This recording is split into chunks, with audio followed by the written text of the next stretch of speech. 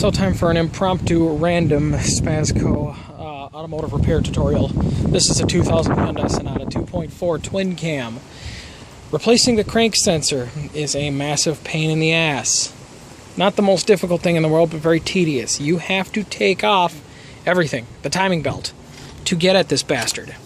The wire, which runs across the valve cover, plugs in there, you would notice wraps down into here, which is covered by an alternator bracket.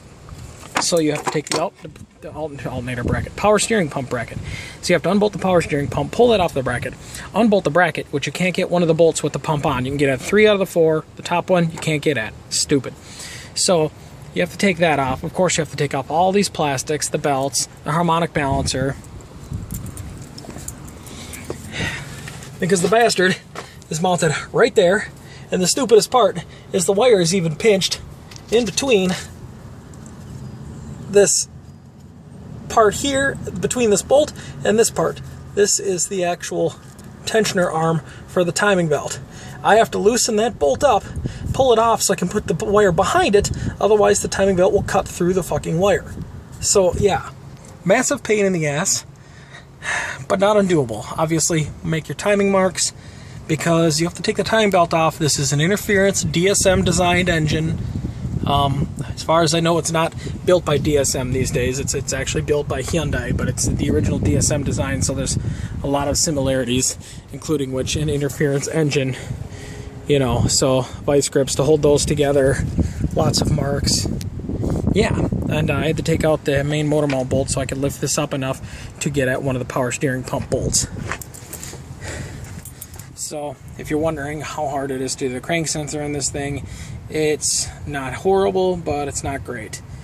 Brace your butthole for some dry, rough action, and you'll be good to go. And unfortunately, now storms are coming, so I don't even know if I'm going to get this thing done, because the other thing you have to do with these is press the hydraulic pin back in for the timing belt tensioner, which I need a bench vise to do. And guess what I, oddly enough, should have, but I don't know if it's big enough, because it's a small bench vise. I may have to actually go borrow a friend's bench vise to squeeze this bitch together. So yeah, I'm not going to be able to finish it tonight at this point, especially with the storm coming in. That's what I get for wanting to have kind of a lazy day after work. No, fuck that. Work 10 hours, fix this shit. So yeah, I'm not trying to rag on the car or nothing. It's a good car. It's one of the uglier years, but it's a very nice car. It drives very nice. It's a 5-speed gearbox. It shifts nice. The clutch feels good. It's a very nice car. And this is a great motor. A lot of low-end torque. But like any other DSM, getting down there, doing this timing belt shit, bit of a pain in the ass. So maybe this will help somebody. Maybe it won't.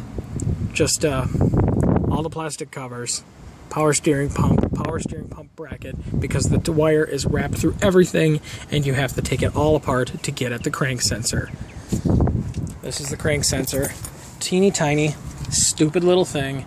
Just reads a pickup wheel, which on intelligent vehicles, or let's say GM cars, simply rides off of the harmonic balancer. The most you have to do is take off a serpentine belt, which is spring-loaded tension. The harmonic balancer comes off, you replace the stupid thing, you're on your way. Instead, no. You gotta tear halfway into the ass of the thing. So, ta-ta for now.